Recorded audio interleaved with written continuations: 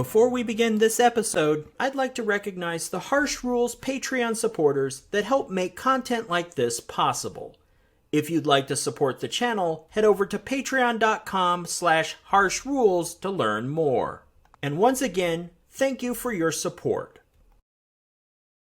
This is Harsh Rules. I'm Ben Harsh, and today we're going to take a look at Europa Universalis, the Price of Power Deluxe Edition from Aegir Games.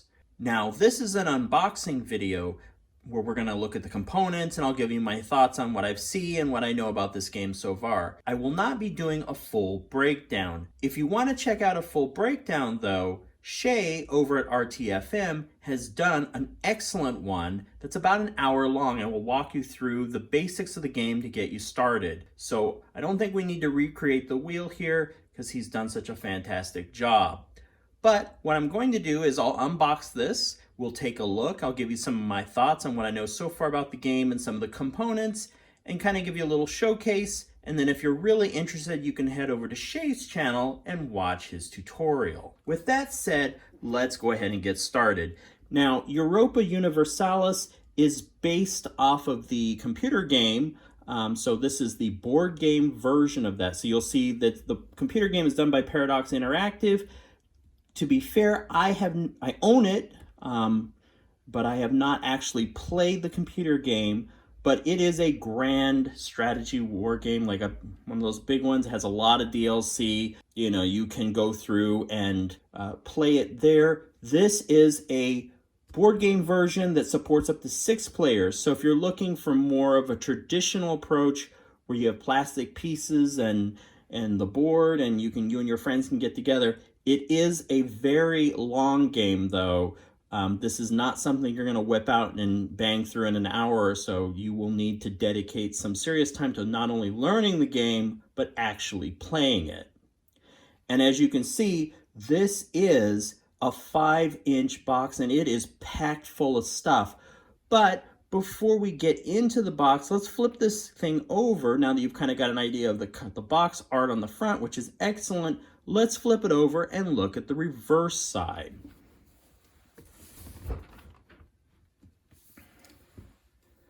So this is the reverse side of the box, and as you can see from the image of the game itself, it has an enormous amount of components and pieces, and this is a very heavy box.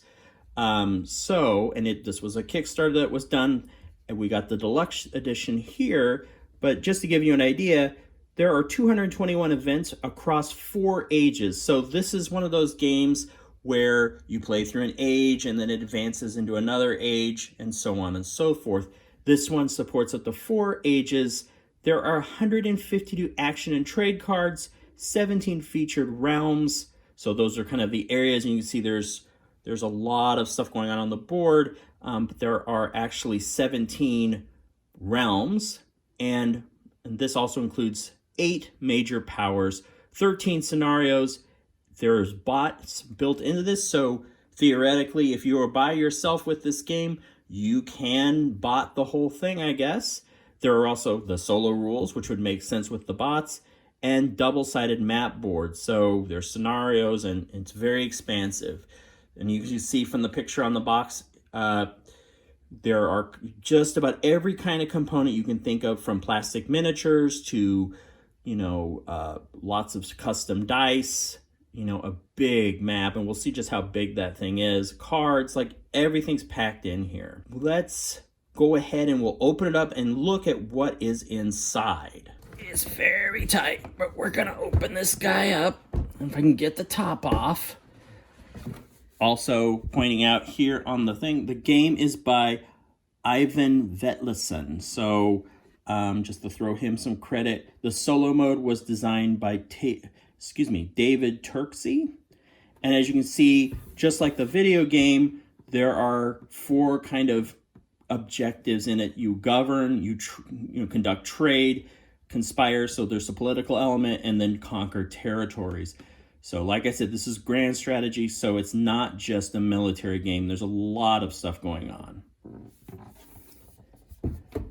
We'll move this off to the side here in my little tiny unboxing area. We'll see how much of this we can actually look at because it is so big.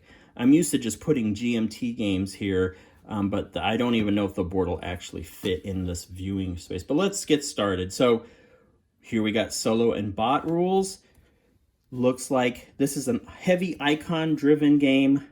The bot rules, solo rules by themselves are 16 pages. So let's just take a quick spin. It's a very nice, that slick paper, so durable in case you get a little water or coffee or something on it.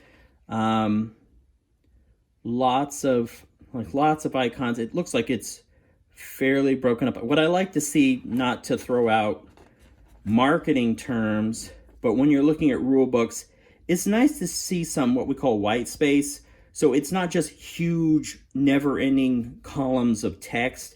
It's broken up, it's organized, looks fairly well organized with different colors, breaking things up, not only making it easier to find, but easier to read. So let's keep going here. Boy, ship placement. Yes, you have Army and Navy bots. So this is all a bot guide. As with a bot guide, there are flow charts galore to figure it out. Just keep going through here. Oh gosh. This is giving me a little bit of palpitation here as I look at all these things and navigating. So, and you can see on these pages, defend, siege, event actions, colonize actions, military, diplomacy. So like those elements we saw on the front of the box that kind of breaks up all the things you can do with the game. Explore, naval actions, spy actions. So you got an espionage aspect to it.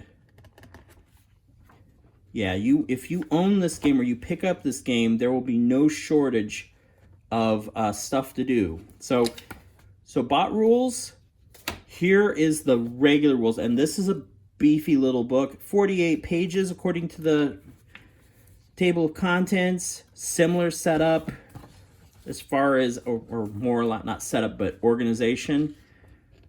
Boy, look at all this. Very nice, though. Very nicely illustrated. Having spent the last 3 months working on ASL, sometimes I'm a little blown away when there's actually pictures and an attempt at diagramming, and you're not just reading text and trying to visualize stuff in your head. So this is very nice, kind of a treat. But once again, this is not something you're just gonna pull out on a Sunday afternoon and whip through. There's a lot of homework to get into this game. I can already tell. I haven't read the rules yet, but I can already tell you're gonna need to put in some effort to get this going. So if you trap some friends and want to blow through this thing, everyone needs to be dedicated to learning this. Yeah, this is like dudes on a map on steroids. And unfortunately, I haven't played Europa, the PC game, so I don't know how much that would help. I don't know how much crossover there is on that. I'm suspecting you might get a feel for the flow and whatnot, but this looks pretty much like a board game. So, I'm not sure if playing that beforehand is going to give you an edge or not.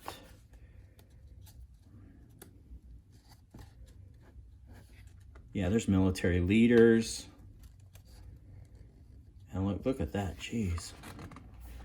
Pages are so new, they're just sticking together. So here's some pictures. You have some kind of meeple-ish looking miniatures, and then it looks like you have some traditional three-dimensional armies and navy.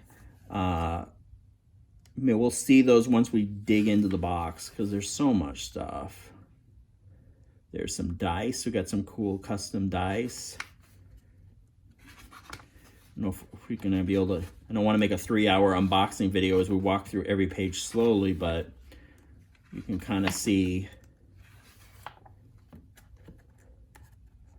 This is like one of those summer break, Christmas vacation type games where you just plow into it. Yeah, got some nice indexing at the back. Yep. So that's just the rules. So 50 pages of that. Then scenarios. So, and looks like you got scenarios that are fit various playing groups. So that's a 3-player scenario. I'm not sure which one Shea teaches. I can't remember. I did watch a big chunk of his video, and it's a great channel, by the way. If you guys go through his stuff, he covers a lot of the similar stuff I do. So always good to have another resource out there when you're learning games. But yeah, I booked 2 books of scenarios. Wow. There's a 6-player. I saw some 6-player action there. Yeah, so maybe book 2 is bigger scale. So you really got to round up some friends that are dedicated to get into that. Wow. Cool, cool, cool. So, and then of course, all sorts of player aids to help you out. So there's probably 6 of these if it supports 6 players, I'm guessing. That would be ideal. Yeah, it looks like it. And then here's some more guides on, see, look at all the different realms.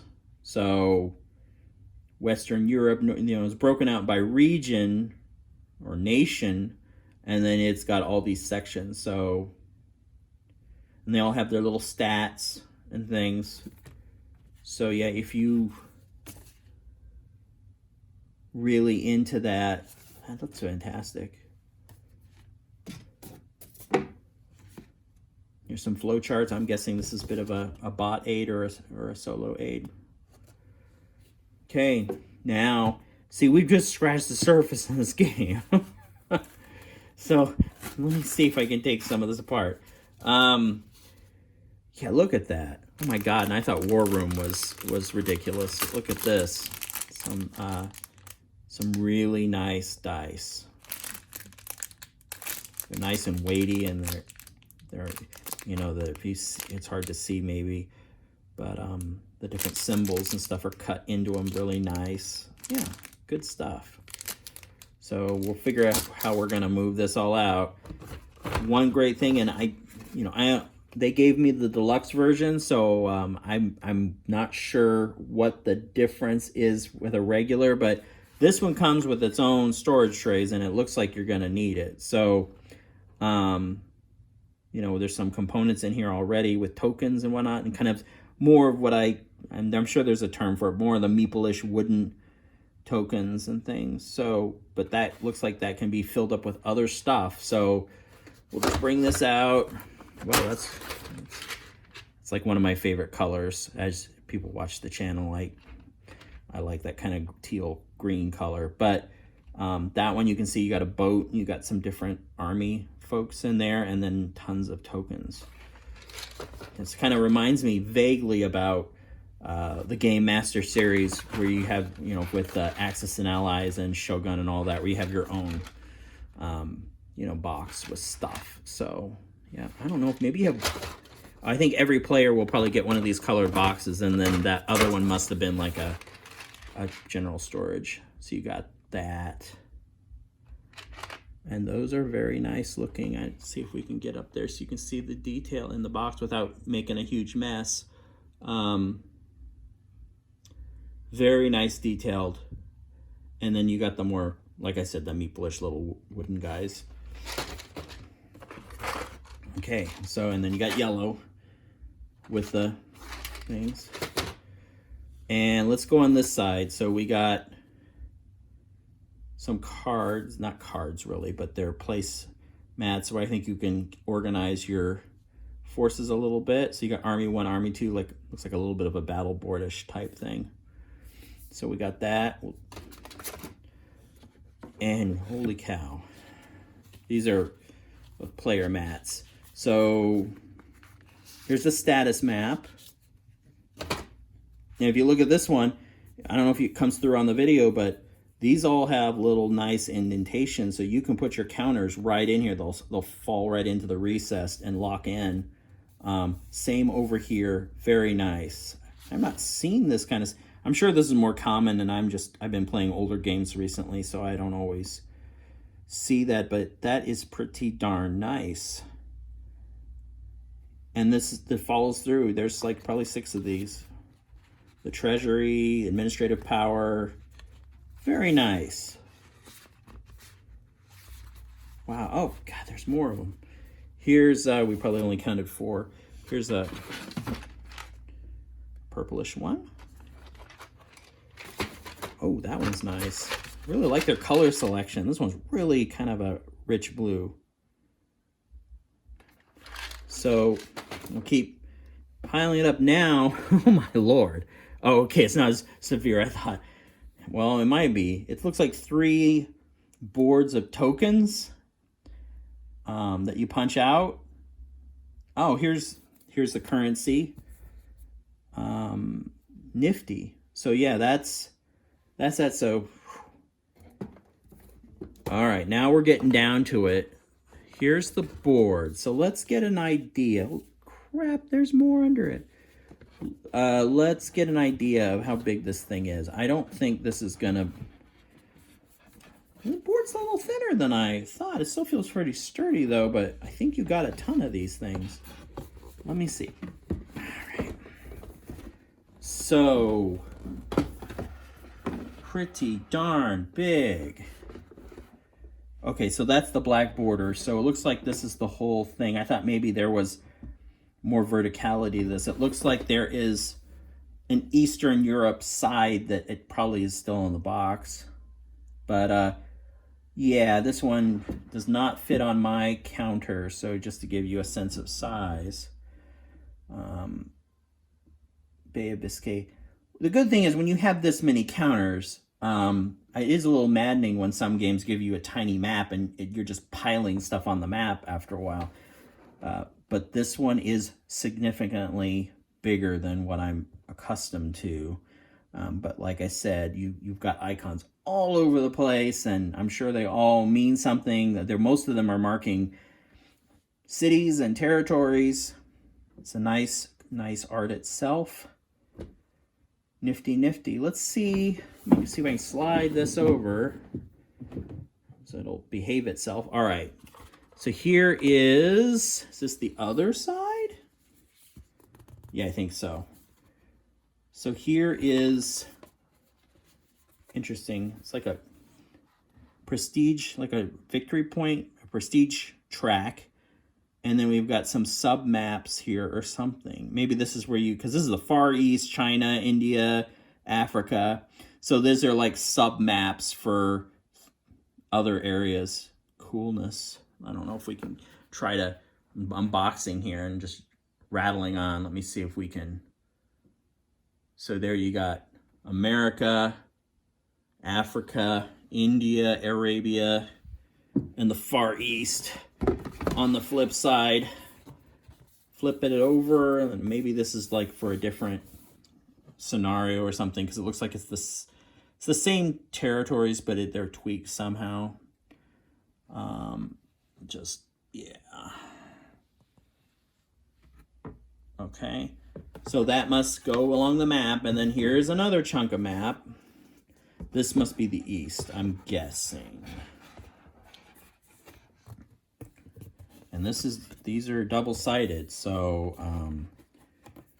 once again, I'm not 100% sure without reading the rules. I'm guessing that, so here's the east. So you then put it on here, and it's pretty damn big.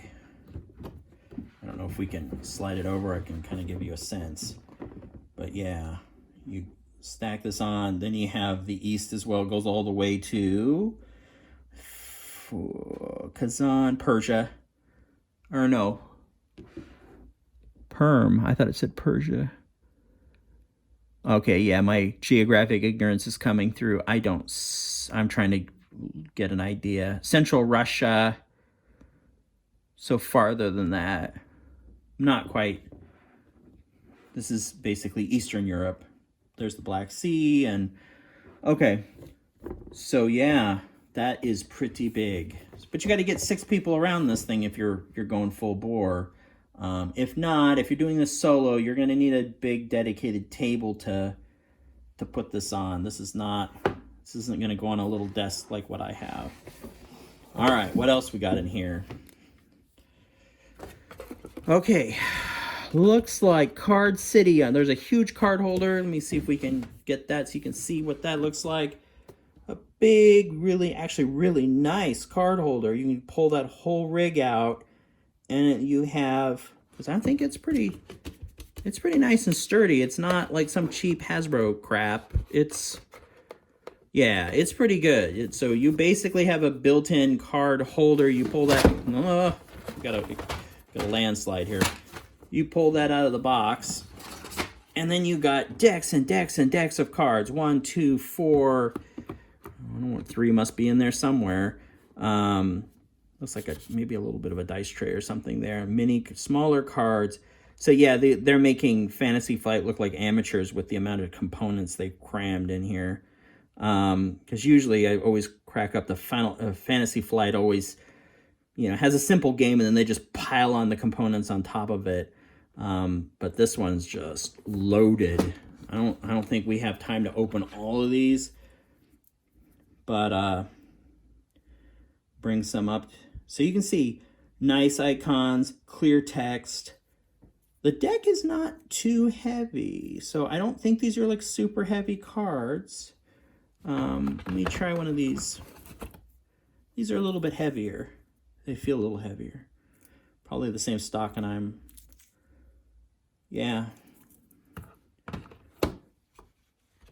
So, to wrap things up, that is Europa see if I can pronounce it. Europa Universalis by Aegir Games and Paradox Interactive, based on their computer video game. This is the board game version. So if you're interested in this, check it out. Very interesting. Obviously, this one's going to demand some attention if you want to get into it, but looks pretty good from my end. Once again, I'm Ben Harsh for Harsh Rules. Thank you so much for watching, and I'll see you on the next episode. If you found this video helpful, please give me a like and share with your friends. To be the first notified when the next episode of Harsh Rules becomes available, please hit the bell icon for notifications. And as always, this is Ben Harsh for Harsh Rules. Thank you so much for watching, and I'll see you on the next video.